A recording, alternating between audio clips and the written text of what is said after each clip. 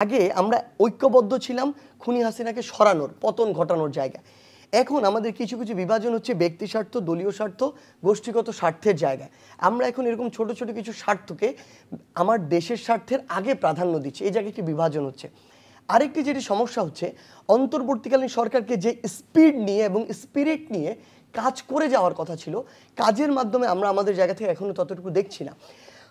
আমরা আমাদের জায়গা থেকে মনে করি এই অন্তর্বর্তীকালীন সরকারে যারা রয়েছে আসলে তাদের জায়গায় 5 বছরে একটা নির্বাচিত সরকার যে স্পিডে কাজ করার কথা ছিল, তাদেরকে আসলে অন্তত তাদের 3 গুণ স্পিডে কাজ করার কথা ছিল। কিন্তু কেন জানি তারা তাদের মতো অনেকেই, সবাই না, অনেক উপদেষ্টা তাদের এখানে রুটিন ওয়ার্ক করছে, তারা 9টা 5টা অফিস করছে। এই যে এত মানুষ প্রাণ দিল, এত মানুষ আহত হলো, এত মানুষ ক্ষতিগ্রস্ত হলো, এই বিপ্লবের স্পিরিট আপনার কি মনে হয় না যে 3 মাসের মধ্যে অনেক হতাশা নেমে এসেছে, অনেক অনৈক্য তৈরি হয়েছে, এটা কি বেহাত হয়ে যাচ্ছে? আপনি না দেখুন, প্রথম কথা হচ্ছে বেহাত হয়ে যাওয়া এটা খুবই সিম্পলিফাই একটা লাইন। আমি আমার জায়গাতে এখন মনে করি না বেহাত হয়ে যাচ্ছে, কিন্তু আপনার কিছু পয়েন্টের সাথে আমি একমত। প্রথম কথা হচ্ছে 5ই অগাস্ট যখন এত জীবন দিয়ে রক্ত দিয়ে একটা অভ্যুত্থান ঘটানো হলো, তখন কিন্তু মানুষের প্রত্যাশার পারদ ছিল একদম চূড়ান্ত মাত্রায়। আমি আমার জায়গা থেকে এটিও মনে করি যে ওই চূড়ান্ত মাত্রার প্রত্যাশা পূরণ হওয়া আসলে সম্ভব নয়। আমি মনে করি ওই প্রত্যাশার পারদটি একটা স্ট্যান্ডার্ড পর্যন্ত নেমে আসবে। কিন্তু সবচেয়ে গুরুত্বপূর্ণ বিষয় হচ্ছে অন্তর্বর্তীকালীন সরকারের সবচেয়ে গুরুত্বপূর্ণ কাজ হচ্ছে অন্তত ওই একটা স্ট্যান্ডার্ড প্রত্যাশা পূরণ করতে পারা, যেটি অন্তর্বর্তীকালীন সরকার এখনো তাদের জায়গা থেকে ওই জায়গাটিতে সফল নয়।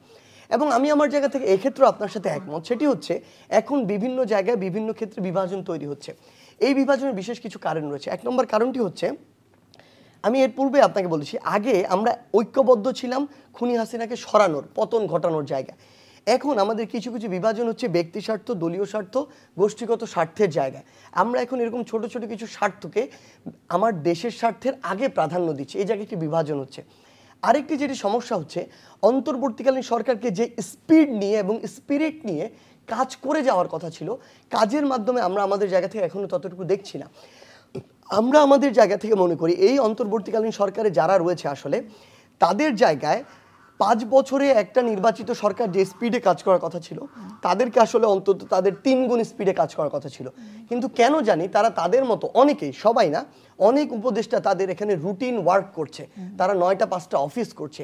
এই জায়গা থেকে আমরা আমাদের জায়গা থেকে মনে করি তখন তো উপদেষ্টাদেরকে এইভাবে যে পছন্দ করা হয়েছে, ছাত্ররা যেমন এখানে তাদের মতামত ছিল, রাজনৈতিক দলগুলোর মতামত ছিল, সিভিল সোসাইটি, শিক্ষাবিদ থেকে শুরু করে যারা আইন শৃঙ্খলা রক্ষাকারী বাহিনী, বাংলাদেশ সেনাবাহিনী, সকলের মতামত ছিল।